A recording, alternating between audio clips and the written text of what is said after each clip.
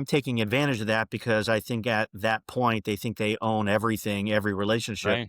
and they're complacent about it. And I am bringing other value. First of all, my value proposition is more intense, if you will, and more broad than my competitors. Like we bring our spec builders off-market listings to acquire waterfront property or oceanfront property. And we also bring them a spec builder land acquisition financing opportunities because I have all of these relationships. So I realized I have to make a differentiator, not just be the next windows and doors expert. Welcome to the Real Estate Pros Show, where we interview real estate investing professionals from coast to coast, as well as the service providers that serve the real estate investing industry. Our goal is simple: share what's working now to help you improve and scale your business to the next level and meet the pros that can help you get there. Real Estate Pros is powered by Investor Fuel, America's leader in helping real estate investors and professionals build the business you need to live the life you've always dreamed of. Let's start today's show. Property insurance for real estate investors doesn't have to be difficult, but it does need to be there to protect you when you need it. MyInvestorInsurance.com not only provides insurance at 15 to 30% cheaper than traditional agencies, it's built specifically for real estate investors like you. You can set up an account in about 2 minutes, get quotes on properties, turn on and turn off insurance for your fix and flip or rental properties in around 2 minutes without having to talk to anyone directly, all through our portal. There's no better way or faster way to make sure you've got the coverage you need to protect you, and no more lengthy policies either. Once you're set up, you're billed monthly and prorated by the day for however long your policy is active. It's powered by MSI, the third largest independent MGA, with 1.5 million customers and more than $1 billion in cumulative premiums written. Get set up today in about 2 minutes at myinvestorinsurance.com/fuel. Hey folks, welcome back to the show. Today's guest is based in beautiful Miami, Florida, and works in the specialty subcontracting world for luxury residential projects from ultra-luxury single-family to multifamily developments. Please welcome Charles Fistel. Charles, welcome to the show. Thank you for having me, Dylan. Pleasure. It's great to have you on. I said this to you before hopping on here. I'm a little jealous, lifelong Floridian, lifelong Floridian. I mean, that's something that I could only wish for. But does it ever get lost on you just how great it is down there? No, I just have to look outside my balcony every morning. And, like I said, it's hashtag Paradise 305. I'm curious, based on your lifelong residence in Florida, it's grown so much over the years. I mean, from where it was even 15 years ago, has that been very visible or has it been a progression over time?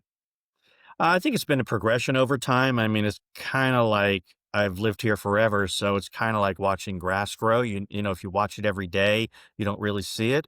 But, I've experienced all that Miami was through childhood and then in business, the business environment, and how things used to be primarily just tourism here.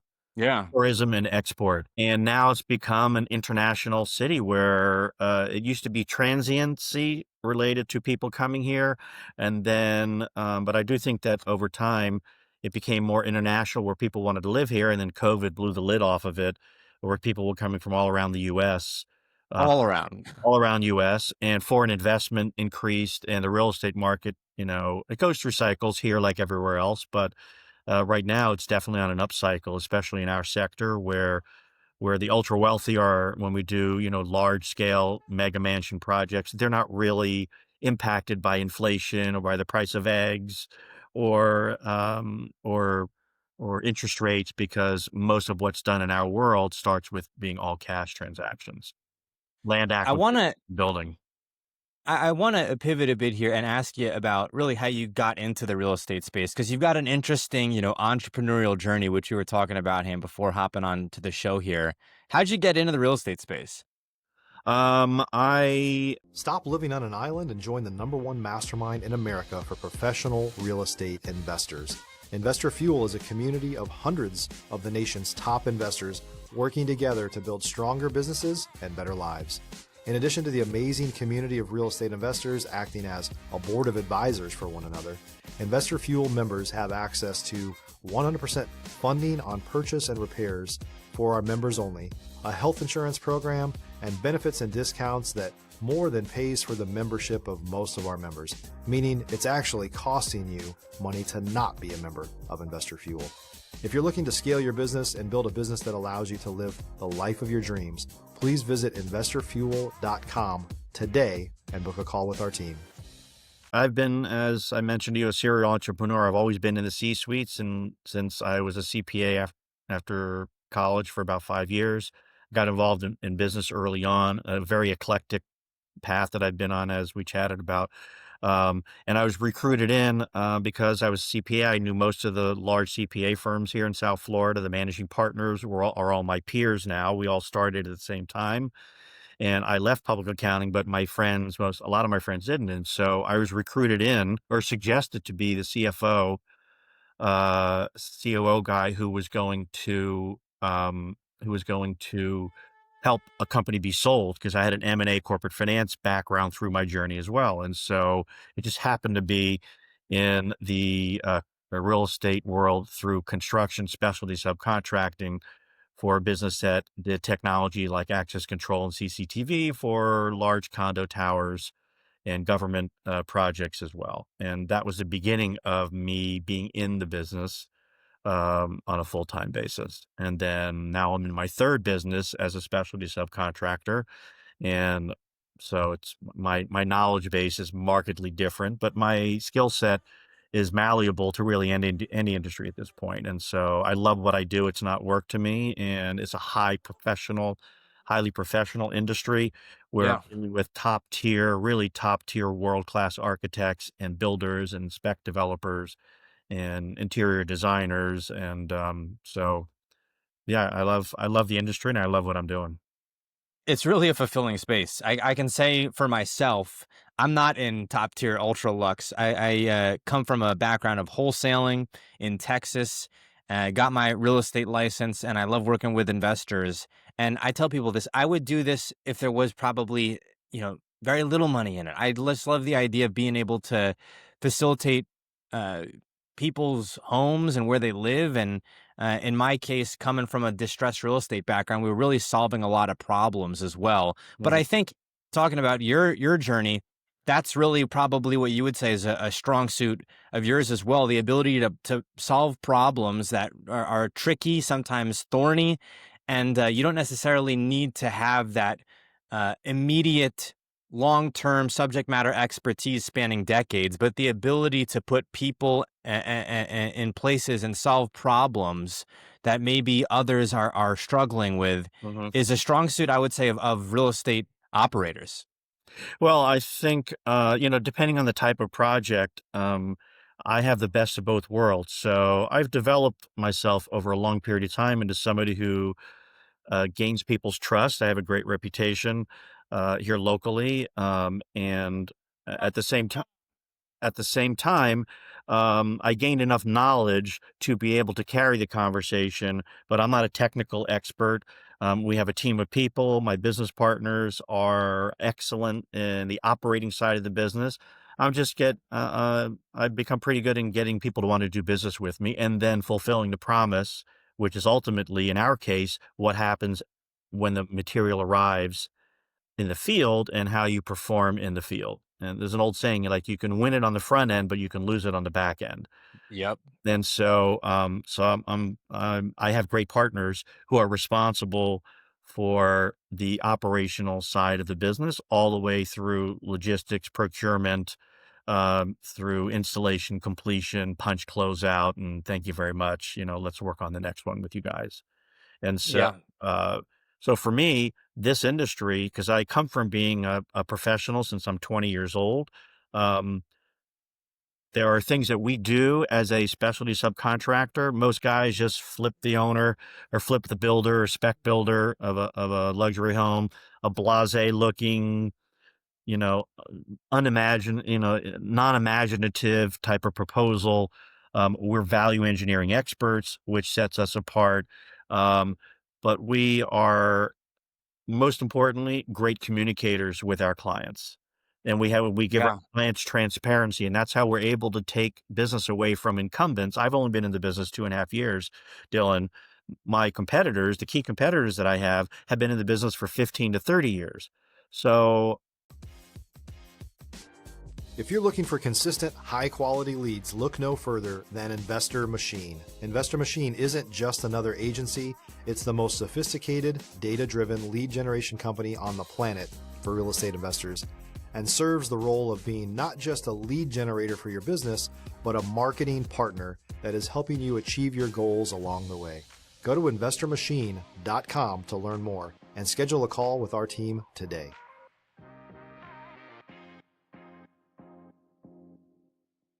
I'm taking advantage of that because I think at that point, they think they own everything, every relationship, Right. and they're complacent about it. And I am bringing other value. First of all, my value proposition is more intense, if you will, and more broad than my competitors. Like we bring our spec builders off market listings to acquire waterfront property or oceanfront property.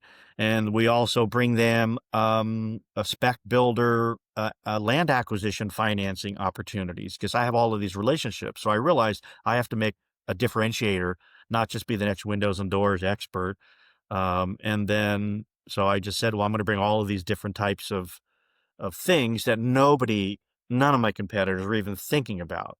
And so it's allowed me to get traction and to begin to grow this business the way that I know it's capable of for the next few years. I want to ask you a granular question. Maybe give away some of the gold, but not all the gold, Charles.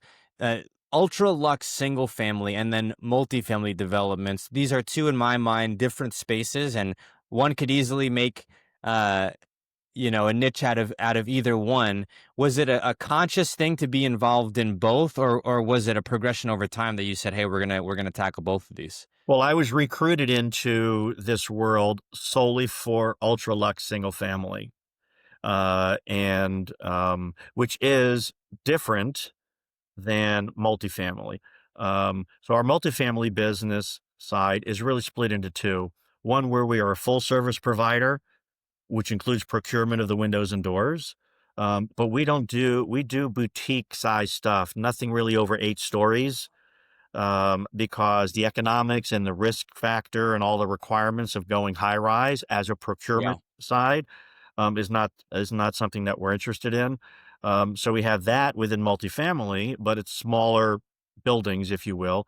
And then we're one of the top glazing contractors in South Florida in the high rise world, where we don't do the procurement. We're hired as the installers for towers like the Missoni Tower here in Miami, Mm. 830 Brickell, which is where Ken Griffith and Citadel is parked now, and all across South Florida, high-rise projects where we are just the glazing subcontractor, which is a fancy word for installation. I want to ask you a question, pivoting a bit here, about maybe some of the obstacles that are unique to this space. I can only imagine you're talking about much larger deals where there's significantly more leverage, but also, especially in the ultra lux space, you're dealing with a defined, set of people. And really, you mentioned the competition that you have, people that have been doing it for, 15 to 30 years, Mhm. much longer, right? And so, how is this different in many ways, and what are some of the obstacles that you face in this space that other areas of real estate will not ever see? If you're a new or newer real estate investor looking to launch or grow your real estate investing business, please check out Investor Fuel Club. It's a coaching community, but unlike anything you've ever seen before.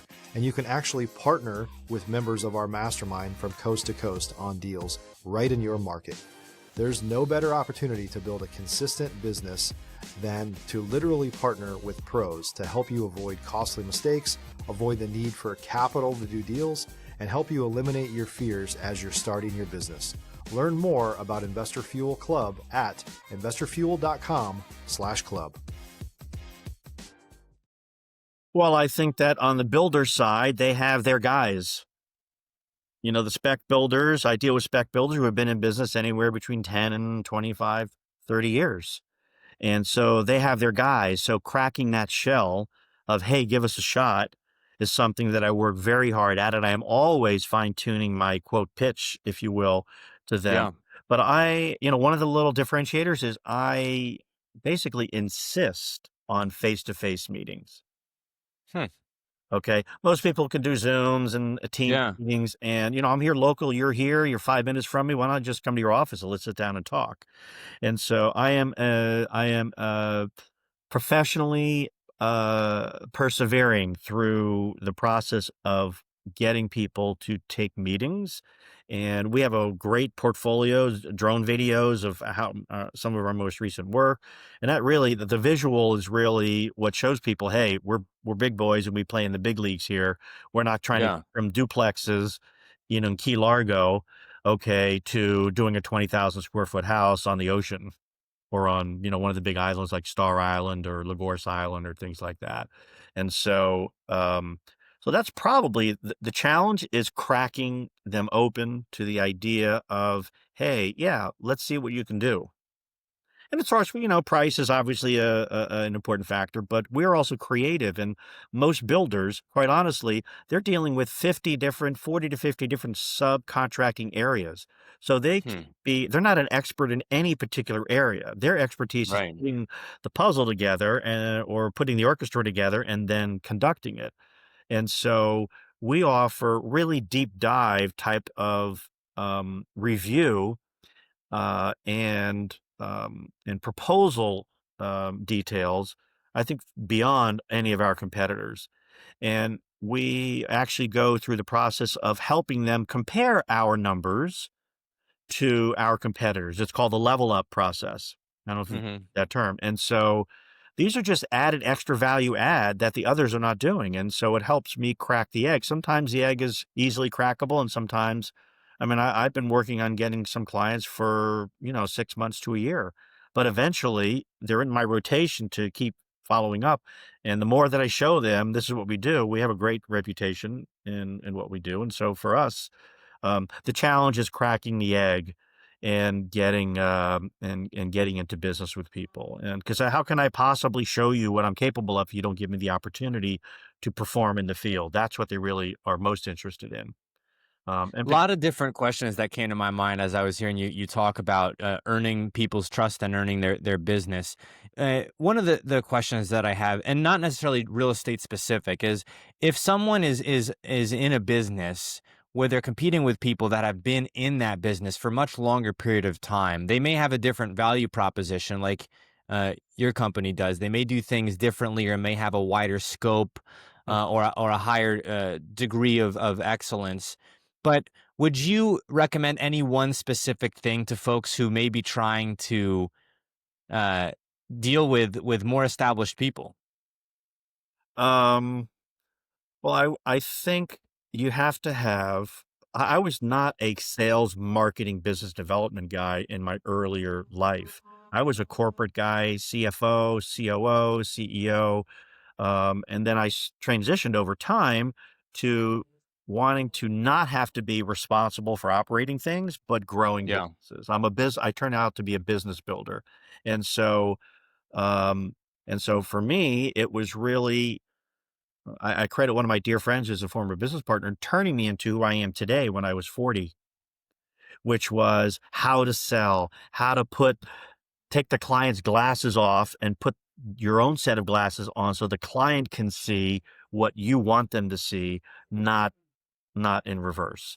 And so I became a business development and corporate finance and M&A guy. I had corporate finance background from taking companies public, but sure. didn't apply it to anything other than what I was doing at the time. And so I think you have to have really great communication skills. Messaging is so important. Sincerity is really important.